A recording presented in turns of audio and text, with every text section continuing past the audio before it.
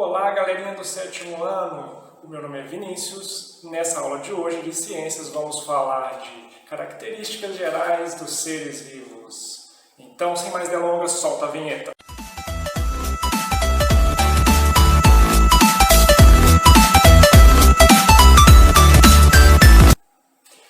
Você já se perguntou o que o indivíduo precisa para ser considerado um ser vivo?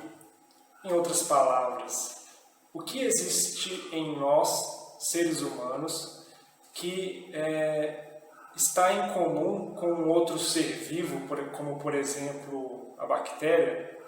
A bactéria tem algo em comum com a gente. Na verdade, tem 8 coisas em comum, que são essas aqui, ó. Percebam, são 8 características que todos os seres vivos possuem. Mas aí você pergunta, professor, mas e se tiver 7 dessas características? Será que é um ser vivo? Não, aluno, não. Para ser considerado um ser vivo, precisa ter todas essas 8 características. Vamos falar de uma por uma. Então vamos começar com a primeira característica, que é a composição química. Todos os seres vivos são compostos por 6 átomos fundamentais, que são eles: nitrogênio, carbono, hidrogênio, oxigênio, fósforo e enxofre. Esses 6 átomos, juntamente com outros elementos, irão formar todas as moléculas do nosso corpo, do nosso organismo, no nosso caso, seres humanos, né? Então fica a dica para você guardar todos esses elementos químicos de composição do ser vivo, guardando simplesmente a palavra N-CHOPS. É isso mesmo, cada letra aí representa um desses elementos. Mas aí, professor, você colocou aí o fósforo com a letra P, você errou aí, né? E também o enxofre, você colocou S. Não, alunos, na tabela periódica, o enxofre é representado pela letra S e o fósforo representado pela letra P, como vocês podem ver. A próxima característica geral que vamos falar aí é a presença de célula, isso mesmo. Todo ser vivo precisa de ter pelo menos uma célula, senão ele não é ser vivo, né? E esses indivíduos que possuem apenas uma célula são chamados de indivíduos unicelulares. E os indivíduos que têm mais de uma célula são multicelulares, pluricelulares, que é o caso de nós, mamíferos, né, seres humanos, e vários animais vertebrados, invertebrados, né? E as células procarióticas são aquela mais primitiva, aquela que não possui um envoltório nuclear ali, o material genético está meio disperso ali no citoplasma, e não possuem organelas, tem ali no máximo ali um ribossoma ali que serve para sintetizar proteínas, né? E lembrando que tanto a eucariótica quanto a procariótica possui a presença do material genético. Então, o material genético é uma coisa também comum em todos os seres vivos. E podemos classificar as células em 2. As células eucarióticas e as células procarióticas. As células eucarióticas são essas presentes em nós, mamíferos, que, para você lembrar disso, basta você lembrar eucariótica. A célula que eu tenho é eucariótica, eu. E a outra célula, outro tipo de célula é procariótica. Dentro da célula eucariótica, nós temos aí as células animais e vegetais. Então tome cuidado quando você estiver diferenciando uma célula da outra, a célula animal da vegetal. A célula vegetal tem vacúolo lá, tem parede celular. Você está diferenciando apenas 2 células eucarióticas e não a célula eucariótica da procariótica. Tome cuidado com isso aí para não se confundirem. Vamos para a nossa próxima característica aí, reprodução. Todo ser vivo tem que ser capaz de se reproduzir, não é mesmo? Porque senão, afinal, como chegaríamos aqui nessa vida da forma que conhecemos hoje se não fosse pela reprodução, não é mesmo? Imagina só se os indivíduos, os seres vivos, perdessem a capacidade de se reproduzir. Imagina como seria. Não existiria mais vida na Terra. Todas as espécies entrariam em extinção nesse caso, não é mesmo? Então a reprodução é sim fundamental como característica dos seres vivos. E temos aí do tipo sexuada. Ah, professor, já sei. Essa reprodução sexuada significa porque tem sexo, né? Não, aluno. Quando se trata de reprodução sexuada, significa que há trocas de gametas. Inclusive, existem alguns animais. Eu vou dar um exemplo, por exemplo,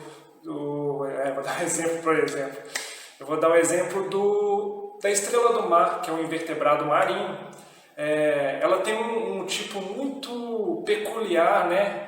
Ela e algumas outras espécies têm uma forma peculiar de mecanismo para ter sucesso na reprodução, que é a sincronia de liberação de gametas. O que significa isso, professor? A forma que ela interage ali com o meio ali no seu ecossistema, ela sincroniza ali, o macho e a fêmea sincronizam e liberam os gametas juntinhos ali, ó, ali no ambiente, na água ali, e assim a chance de reprodução aumenta. E assim também aumenta a chance daquela espécie se perpetuar naquele meio, né, naquele nicho. Temos o tipo de reprodução assexuada, que é aquela reprodução que, por exemplo, como a própria estrela do mar mesmo, ela também se reproduz de forma assexuada.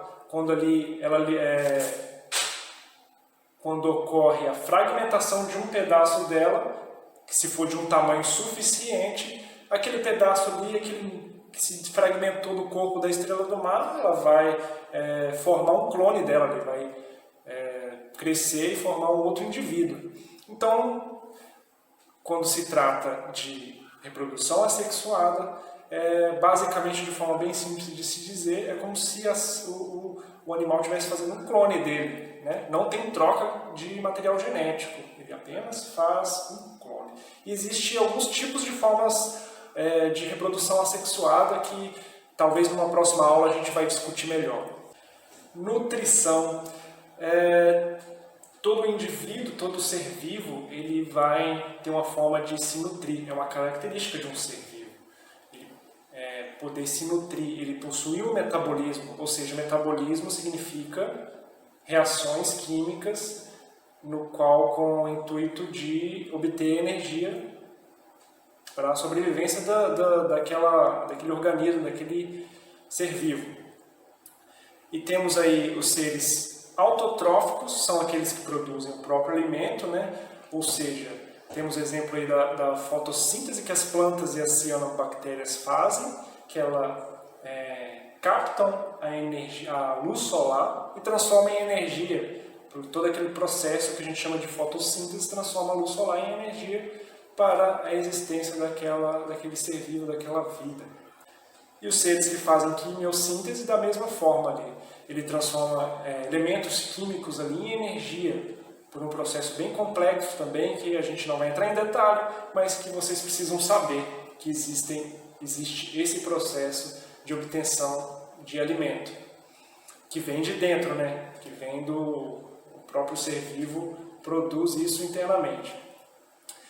E temos os seres heterotróficos, que são todos os mamíferos, todos os répteis, todos os seres vivos que precisam de obter um alimento de fora do corpo, sabe? Precisa ingerir um alimento, no caso.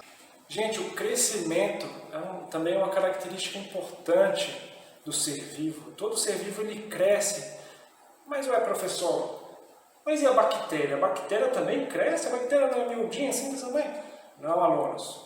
A bactéria também ela tem ali um crescimento de volume. Não é tão significativo como em outros casos de outros seres vivos, como nós humanos ou animais. Mas quando a bactéria ali, ela se divide ali, ela está se reproduzindo, ela, depois de se reproduzir ali, depois de acontecer aquela divisão ali, aquele clone ali, ela formar outro clone, ela precisa de aumentar de tamanho. Então, ela sim, ela cresce. Porque se não imagina, se ela dividisse, aí depois esse aqui pequenininho dividia até sumir, né? Então ela cresce sim de tamanho. Eu separei para vocês aí também esse vídeo aí, no qual mostra o crescimento de uma planta, que é uma característica do ser vivo, né? O crescimento. A próxima característica é a evolução. A evolução também é uma característica, pessoal, porque todos os seres vivos que se conhecem nesse planeta, eles são produto de um processo evolutivo. Então, sim, é uma característica de um ser vivo. Pensa lá há 3,5 bilhões de anos, onde que tudo começou, a vida começou ali por pequenos indivíduos primitivos ali, e a partir de todos esses bilhões de anos, centenas de milhares de anos, os indivíduos foram se diferenciando ali, mas aí você fala, mas professor, por que ainda os indivíduos então continuam evoluindo? Não, pessoal, porque para evoluir não é de um ano para o outro, não é de 1000 anos para 1000 anos, não, é questão de bilhões de anos para que ocorra uma evolução. E atenção, hein? Atenção! Não confundam, não é para confundir evolução com crescimento. Evolução é aquele processo que se dá no qual uma espécie ela se modifica, e o crescimento é apenas o desenvolvimento do ciclo de vida. Então, cuidado para não fazer essa confusão, hein? Característica número 7. Todo indivíduo é capaz de reagir ao meio. Isso nós chamamos também de irritabilidade. Mas não é irritabilidade do jeito que vocês estão pensando igual nesse vídeo aqui, não. Ó.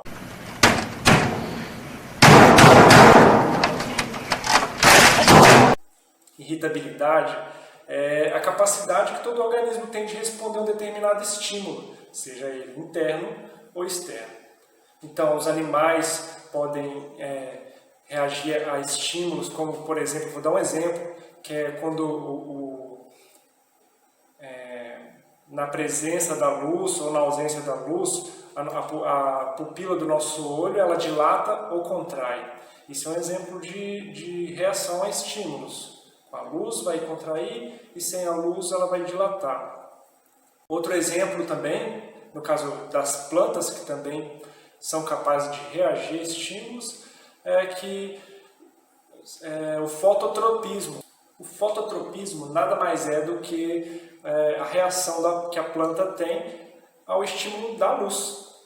Então, normalmente, o mais comum é de ser o fototropismo positivo, que significa que ela vai reagir a favor da luz, de encontro, crescendo de encontro à luz. E para fechar com chave de ouro a nossa aula, eu vou colocar aqui em pauta uma polêmica que existe já há algum tempo no mundo da ciência, que é: o vírus, ele é um ser vivo ou não? Bom, por que existe essas duas opiniões assim, que ainda nada é confirmado? Porque tem autores que defendem que o vírus ele não é um ser vivo porque ele não possui célula e porque ele é acelular, no caso, e porque ele não consegue se reproduzir por si só. Ele depende da célula de uma outra espécie para poder se reproduzir, porque ele utiliza ali a maquinaria ali de produção, de síntese proteica ali para poder formar as proteínas necessárias para ele se reproduzir, constituir um novo vírus, né? Reproduzir um novo vírus. Então, para muitos, por esses argumentos, ele não é um ser vivo. Mas outros defendem que sim, que apesar disso tudo, ele possui... Muitos consideram que ele sim é um indivíduo unicelular, que suas células seriam extremamente simples, né?